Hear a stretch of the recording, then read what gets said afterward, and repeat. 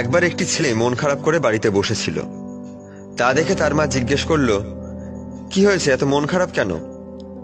তখন ছেলেটি তার মাকে উত্তর দিল, আমি তো সব সময় ভালো কাজ করি, সবার উপকার করি, নিজের কাজ মন দিয়ে করি, তবুও সবাইকে খুশি করতে পারি না। অধিকাংশ মানুষ আমার কাজের মূল্য দেয় না, তাই আমার মন খারাপ। ছেলের কথা শুনে তার মা তাকে একটি আংটি দিল, যাতে একটি পাথর লাগানো ছিল। আংটি দিয়ে তার মা তাকে বলল, এটা নিয়ে পাশের বাজারে যাও, গিয়ে এটা বিক্রি করার চেষ্টা করো। কেউ যদি এটার দাম জিজ্ঞেস করে তবে তুমি কোনো কিছু কথা না বলে হাতের 5 আঙুল দেখাবে। তারপর তিনি যা বলবেন তা শুনে চলে আসবে। আংটি বিক্রি করার কোনো প্রয়োজন নেই।